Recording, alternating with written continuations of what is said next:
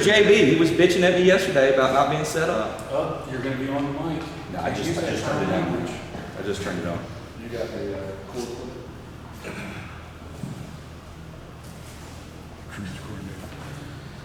All right, gang. You send it to JB. Marcus Allen. The first two teams you play this year do a lot of passes. This week they're just going to line up and run.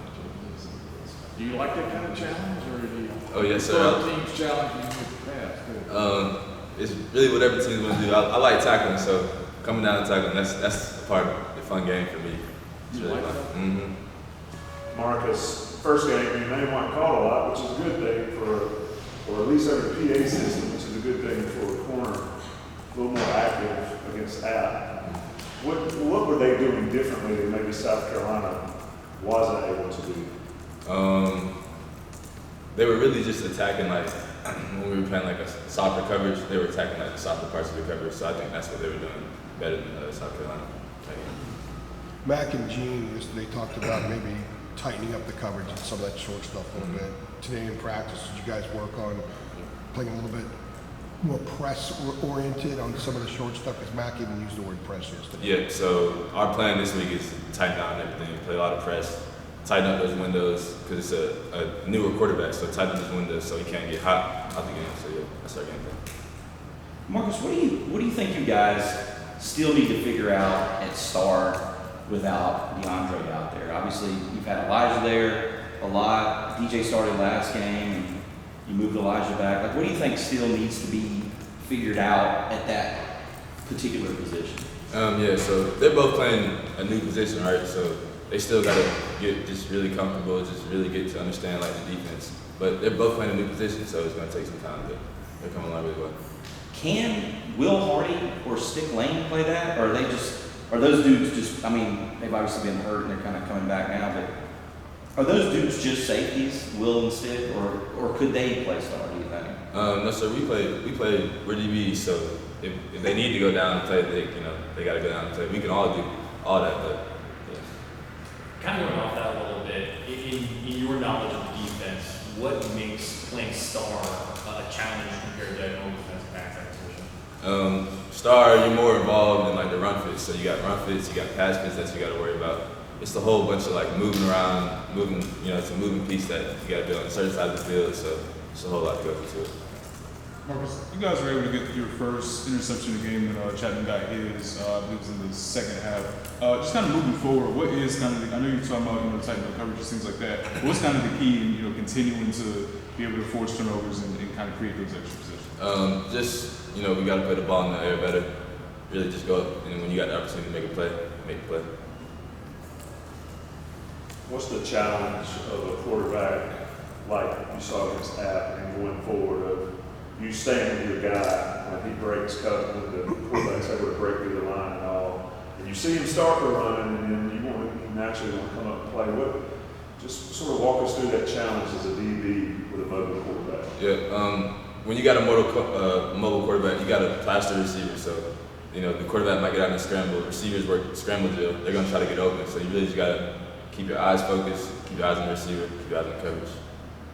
What have you learned about Minnesota the last couple of days? Obviously, it's not exactly a familiar opponent for you guys. And they played that Thursday night game against Nebraska to start the season. Did you watch any of that? When you were at home? Yeah, I was able to watch some of that. Their team, they're really they like to keep the football, keep the offense. Other teams' offense, not allow them to give them time to have the ball. Really run down, hard-nosed football, and then play action passes off that. Yeah. So did you that Thursday night? You're like, I'll check these guys out because you knew you were playing. Yeah, you got to play them. So it's always good if you can watch a game like that. It's always good to just see, kind of what they're doing, what they want to do on like certain distances, certain downs. You guys gave a couple first downs of the night on third down with penalties. When the penalty wasn't there, you would have stopped, gotten off the field. How did the coaches address third down penalties that otherwise you would have gotten off the field, but you end up staying on the field because of the penalty? And a couple times they scored on those drives. Yeah. How do they address that one? They just adjust them, man. Those are killer plays. Like as a defense, we want to get off the field on third down, so we just got to stay fundamentally disciplined, keep our eyes on our job, and get off the field. In-game adversity, I would think that qualifies. If you guys have a good series, and all of a sudden you're out there still because of a penalty, How do you think you guys handled that the other night? Because they did score a couple of times after some of those penalties. I think as the drives run, you know, you just got to keep playing. You know, they might get the third down, the progression might keep going, but at the end of the day, you got to just keep doing your job, keep playing until you're off the field. What kind of communication was there on the field? I know that Cedric communicates a lot. Is that something you guys just have built in, you understand, keep going? Or was there some kind of communication on the field about, guys, we got to clean this crap up, we can't be doing this? Yeah, you know, Ced is a great leader, so he's always on the field, making sure everybody's doing right. Everybody's always trying to come together. Like, if we messing up, you know, we like to come together as a defense and be like, okay, we got to change this, we got to stop playing around, like, we got to pick it up. What does Sid say? Sorry. What does Sid say, Marcus? Seems like he says a lot. Maybe sometimes he's cussing a little bit, you know, or a lot. Yeah, Ced's a loud guy, so if you messing up, he don't get on you for sure. He gonna be like, hey, tighten up, you know, do what you're supposed to do. I know you can go out there and make the play. You know what I mean? Marcus, Des Evans was really active last game against App State. He did have a sack in the first game, but last game he was, you know, continued that activity. Just what have you kind of seen from him and his performance so far this year? Yeah, Des is doing really good. He's, you know, as a DB, we love when D linemen rush the passer. It makes our job easier. So Des doing what he's doing, getting to the passer, being really aggressive. That's good. And when you kind of watch him in practice, just, you know, how can you describe, I guess, kind of the way that he approaches it? You know, just like, does he have that same tenacity in practice as well? Des, he's a very serious, like, football guy. So when we're doing our meetings, he'll go around to different meetings, you know, try to learn everything, try to make sure everybody's locked in. He's a real football guy. Different things, like different position group. Yeah. Marcus, last week against South Carolina, you guys limited Spencer Rattler and the Gamecock offense with 17 points. And then this week against App State, had scored 34. The pass rush just not being a little bit lackluster. How do you guys choose to have a chance to keep that going into Minnesota and the rest of the season? Yeah, so like the pass rush and the DBs we work together. So by tightening down the coverage, it gives the D lineman more time to get to the quarterback, more time to get pressure on him. So.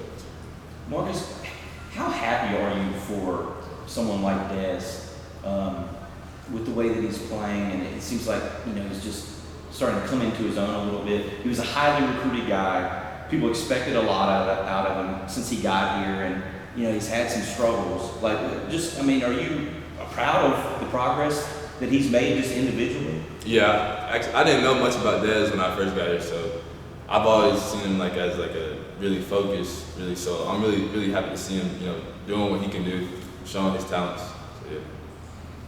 I would think the key against a club like this is first down defense against the run. Get a good stop on first down. Put them maybe in situations they have to pass more so you guys can turn the offensive front loose. If you can get a club that doesn't throw a ton into that kind of mindset, what kind of advantage does that give you? I'm sorry, can you repeat that? They don't throw a lot. Yeah. They want to run. They're going to want to reduce clock and pound it. If you guys stop the run on first down, it puts them in a situation where they may have to throw a little bit more than they want to. So as a defense, what advantage does that give? That gives us, it allows us to get off the field really. First and second down, we got to just control the run like you said. And third down, gives us the opportunity because the longer the third down, the more advantage the defense has, right? So it gives us the opportunity to, you know, make plays. Does it make them more predictable?